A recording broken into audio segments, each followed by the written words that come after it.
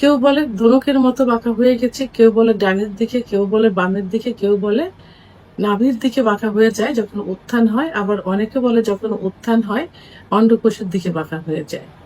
দেশের এবং প্রবাসের ভাই বোনদের প্রতি সালাম। আসসালামু আলাইকুম। আমি প্রভাষক ডাক্তার রিক্তা পারভিন, হোমিওপ্যাথি এবং আয়ুর্বেদিক চিকিৎসক। চেম্বার সেবা, হোমিও কমপ্লেক্স অ্যান্ড সেবা ডিজিটাল ল্যাব, উপজেলা মডেল মসজিদের পূর্ব পাশে, শিমুলিয়া, মাগুরা। আজকে বহু পুরুষের প্রশ্নের একটা অ্যান্সার করব, যেটা অনেক পুরুষই বর্তমান বলছে, সেটা হলো যে তাদের লিঙ্গ বাঁকা হয়ে গেছে। কেউ বলে ধনুকের মতো বাঁকা হয়ে গেছে, কেউ বলে ডানের দিকে, কেউ বলে বামের দিকে, কেউ বলে নাভির দিকে বাঁকা হয়ে যায় যখন উত্থান হয়, আবার অনেকে বলে যখন উত্থান হয় অন্ডকোষের দিকে বাঁকা হয়ে যায়। তো এখন এইটা এক একজন এক এক রকম ভাষায় বলে থাকে।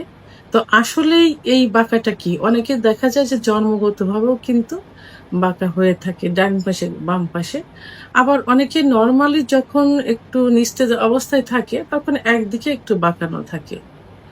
আবার মাস্টারবেশন বা হস্তমৈথুন, বিছানায় ঘর্ষণ, স্বপ্নদোষ ইত্যাদি করার কারণেও কিন্তু লিঙ্গ একদিকে বাঁকা হয়ে যায়, কারণ একদিকে হাত দিয়ে নিয়মিতভাবে তারা মাস্টারবেশনটা করে থাকে, যে কারণে একদিকে হয় ডান দিকে অথবা বাম দিকে। কিন্তু কিছু বাঁকা আছে যে বাঁকাটা হয় কার্ভের মতো, অর্থাৎ লিঙ্গ যখন উত্থান হয় তখন বাঁকা হয়ে একদম নাভির দিকে চলে যায় কার্ভটা। আবার অনেকটা দেখা যায় যে বাঁকা হয়ে একদম ধনুকের মতো নিচের দিকে নামছে। একইভাবে ডানে বামে হতে পারে। তো এটাকে কি বলে? এটাকে পেরোনিস ডিজিজ বলে। এই পেরোনিস ডিজিজটা কেন হয়? এটা হওয়ার পিছনে বিভিন্ন কারণ আছে। দেখা গেল মাস্টারবেশন করার সময় অতিরিক্ত এক্সাইটেড হয়ে প্রেশার ক্রিয়েট ভাবে করলো, তখন শিরা ডিসলোকেশন হয়ে গেল।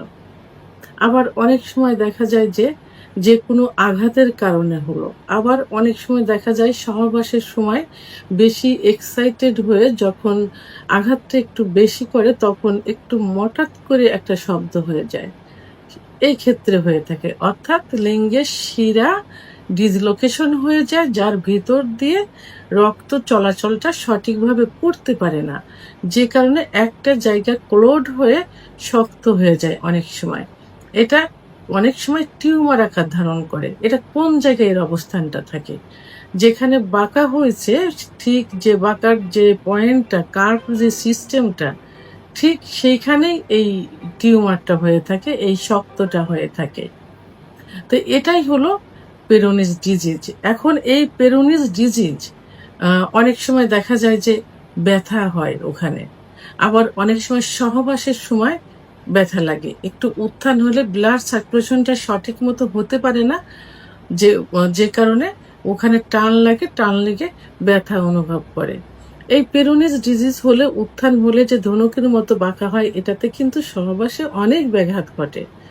স্ত্রীর কিন্তু প্রচন্ড ব্যথা অনুভব করে, কারণ একটা জিনিস বাঁকাভাবে ভিতরে হচ্ছে, জায়গাটা তো ওইভাবে তৈরি না, ওর স্ট্রাকচারটা তো ওইভাবে না। তো যে কারণে স্ত্রী অনেক ব্যথা অনুভব করে। অনেক সময় স্ত্রীরা সহবাসও করতে চায় না। একইভাবে পুরুষও ব্যথা অনুভব করে।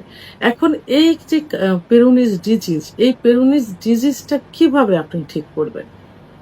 প্রথমত হলো, এর জন্য অনেক উন্নত মানের, অনেক ভালো হোমিওপ্যাথি আয়ুর্বেদিক চিকিৎসা আছে, যেটা ওষুধের মাধ্যমে কিন্তু এটা ঠিক করা সম্ভব। দ্বিতীয় যেটা আছে সেটা হলো ফিজিওথেরাপি। বিভিন্ন ফিজিওথেরাপি আছে, এর মাধ্যমে ঠিক করা সম্ভব। যখন থার্ড স্টেজে যাবে, সেক্ষেত্রে কোনো কোনো সময় অপারেশনেরও প্রয়োজন হয়ে থাকে। তো এখন অনেক সময় দেখা যায় যে এই সার্জারি করতে গেলে, কারণ যে শিরা থাকে লিঙ্গের ভিতরে, এই শিরা কিন্তু রসুনের খোসার মতো। অনেক সময় এইটা অপারেশনের সাকসেস হয় না, তখন কিন্তু লিঙ্গ পুরাটাই প্যারালাইজড মতো হয়ে যায়।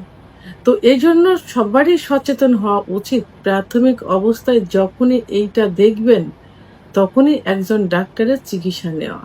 একমাত্র হোমিওপ্যাথিক চিকিৎসার মাধ্যমে কিন্তু পেরোনিজ ডিজিজ পূর্বের অবস্থায় ফিরিয়ে আনা সম্ভব।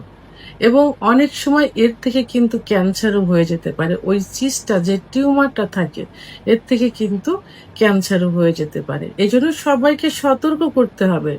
মাস্টারবেশন করা যাবে না। ইসলামের দৃষ্টিতে মাস্টারবেশন কিন্তু কবিরা গুনাহ। এবং মাস্টারবেশন করলে যৌন অক্ষমতা পরবর্তীতে আসবে এবং পেরোনিজ ডিজিজও হওয়ার সম্ভাবনা থেকে যায়। দ্বিতীয়ত হলো সহবাসে এক্সাইটেড হওয়া যাবে না। আস্তে ধীরে সুন্দরভাবে সহবাসে লিপ্ত থাকতে হবে যেন এই সেন্সিটিভ জায়গার কোনো ক্ষতি না হয়।